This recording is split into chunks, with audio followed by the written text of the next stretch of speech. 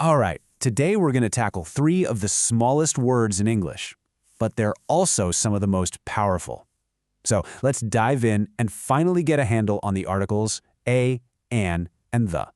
So, have you ever been writing something and you just stop and you're staring at the screen wondering, should I say a cat or the cat? Yeah, you're not alone. It's crazy how these tiny little words can be so confusing. So, why are they so tricky? Let's break it down.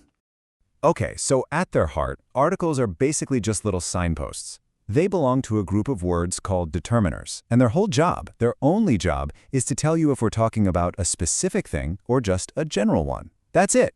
If you can get that one idea down, everything else will start to click into place. All right, first up, let's talk about the indefinite articles, a and an. We use these guys when we're talking about something in general, not a particular one. Like if you ask, hey, do you have a spare pen? You don't care which one, any pen will do. It's totally non-specific. So the first rule everybody learns, right? You use a before a consonant sound and n before a vowel sound. But here's the key, and you've got to listen close. I said sound, not letter. That little detail is absolutely everything, and it's where all the fun, tricky stuff happens.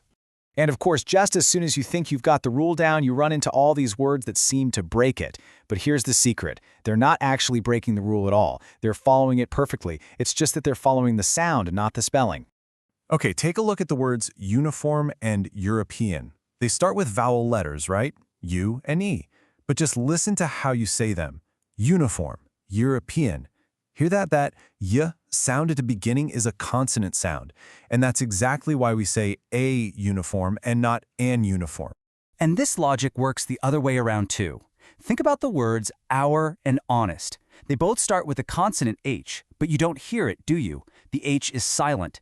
The first sound you actually make is a vowel sound, our, honest. And because of that, we use an. See? It always comes back to the sound. This sound first rule even works for abbreviations, which is kind of cool. We say an M-A. Why? Because when you say the letter M out loud, it sounds like M. It starts with a vowel sound. It's just a perfect little reminder that when it comes to a or an, the sound is always king. Okay, let's switch gears and talk about our other article, the. If a and an are all about being general, well, the is the complete opposite. You pull out the when you want to get specific, when you're pointing to one particular thing. So, when exactly do we use it? Well, you use the for a specific person, like the guy who won the race. You also use it when you've already mentioned something. For example, I saw a movie last night. The movie was great. See? Now we know which one we're talking about. And sometimes, the can even stand in for a whole class of things, like when we say, the tiger is a magnificent animal. Now, geography has its own set of quirky rules for this. We use the for big bodies of water, oceans, seas, gulfs, rivers. So you'd say the Pacific Ocean or the Gulf of Mexico. But, and this is an interesting one, we don't use the for individual lakes. It's just Lake Superior. And it's the exact same kind of logic for mountains. You use the for the whole mountain range, like the Himalayas or the Alps. But as soon as you're talking about just one single peak, you drop the article. It's simply Mount Everest. And we also use the for things that are totally unique, one of a kind.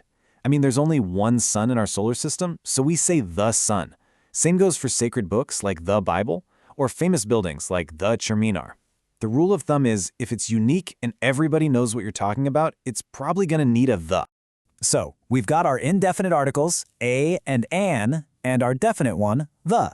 But what about those times when we use nothing at all? Yep, that's a thing. It's sometimes called the zero article, and it's just as important to know about. Because sometimes the right choice is no choice.